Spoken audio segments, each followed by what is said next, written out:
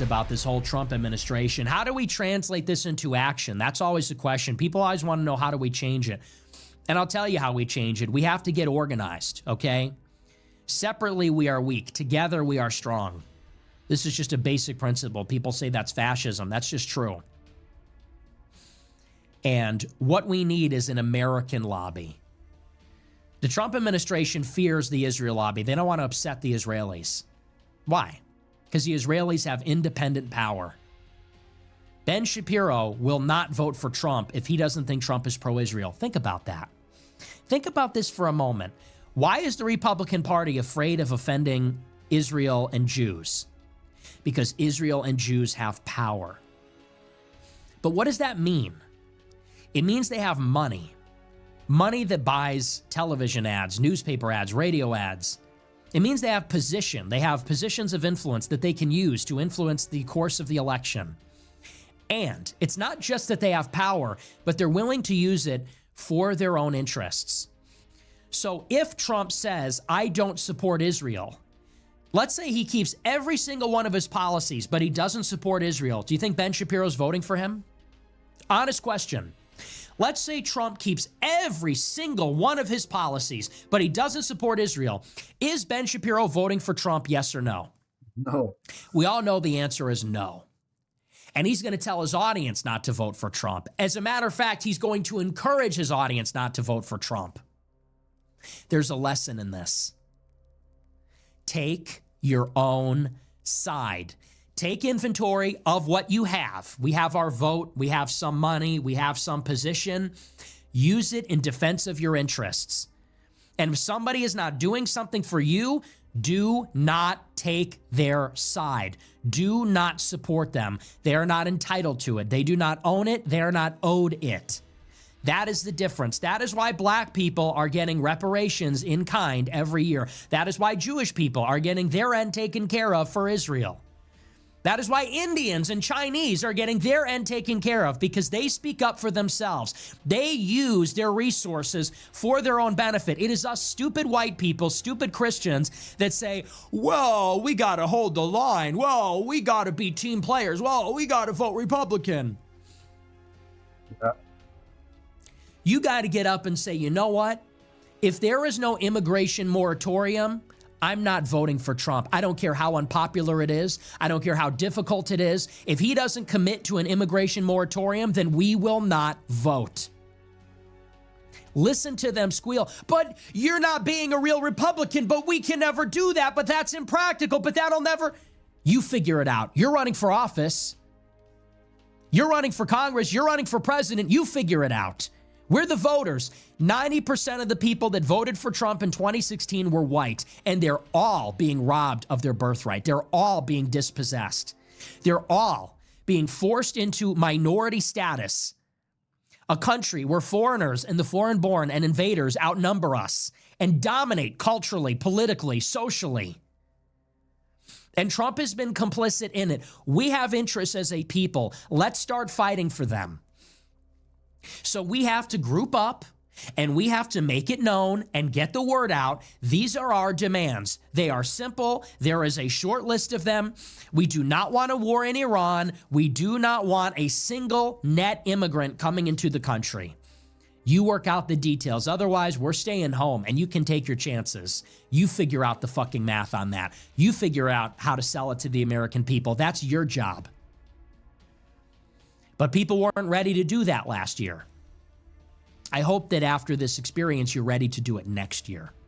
I hope you're ready to do that in 2028, because that is what is required. We have to use our power. And let them sweat, let them panic, because these political people have made a lot of money. They have made a lot of money, and they live a pretty nice lifestyle, private jets and fancy hotels and fancy receptions and rubbing shoulders with the rich and famous and patronage, like things you couldn't believe, lobbyist money like you couldn't believe. Let them work for it. What do we have to lose? At this point, people say, well, if a Democrat gets in, they're going to throw open the border. Brother, It's baked in. What do you think? A few million more immigrants is going to change anything? Honest to God, we're going extinct as a species. If there's not an immigration moratorium, you can cut it 10%, you can cut it 50%. It's time to get serious. All right, let's move on. Let's take a look at the super chats. We'll see what you guys have to say. We just hit 50,000 live viewers. Let's go. 69 cent $20. Somali woman was my Uber driver in Minneapolis. She told me she wishes the only Somalis allowed here were women and children because they are trying to get away from the Somali men. Interesting. Yeah, hey, well, us too. And what do you think the women and children are going to make? Don't bring in the men, only the women and children. Okay, what do you think Somali women create? They create Somali men. Yeah. And the children grow up to be men, so it's like, that's kind of funny. Seeing the Hispanics coping like they are the new Italians and that they are going to have a white shift is just fucking pathetic. It is on par with the self-awareness they express on many other issues. Nigga, you are brown and have 2 more IQ PTS than a black. Be thankful you are of Wi-Fi and aren't dancing for rain. That is so true. Oh, ow. You know when you're sick and you just like feel it in your muscle? You know what I'm talking, or you're fat in my case. You know when you're sick and you just feel it in your flesh? It's like you feel it inside your tendons. I just feel like, I feel blah. I just want like a bucket of fried chicken and I just want to watch TV under the blanket and I want to doom scroll. I want to doom scroll on my phone under the blanket, watching parallel screen time, watching TV. But instead I'm here. Ow, it hurts. Anyway, what was the question about Hispanics? Yeah, they can be white if they hey, listen, they could be white if they interbreed enough. Cause look at me, guys. You know, my grandfather was brown and now I'm white. And my grandfather, they called him Injun Joe. And now look at me.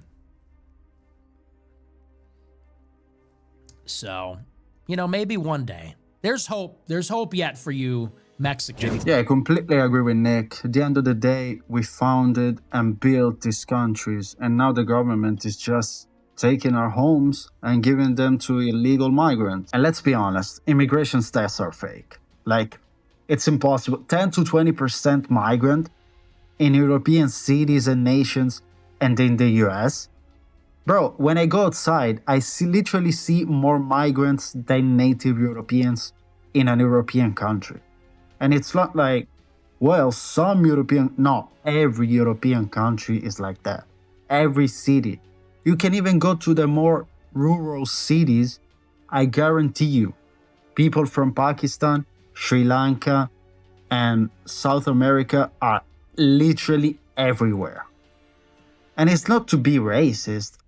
We're just saying, bro, we want our nations, okay? We don't want to become a minority like you don't want to become a minority in your own country. So yeah, people need to wake up, especially white Christians. But guys, let me know in the comments what you think, if you agree or disagree. Leave a like and subscribe if you want to. Christ is King, and God bless you.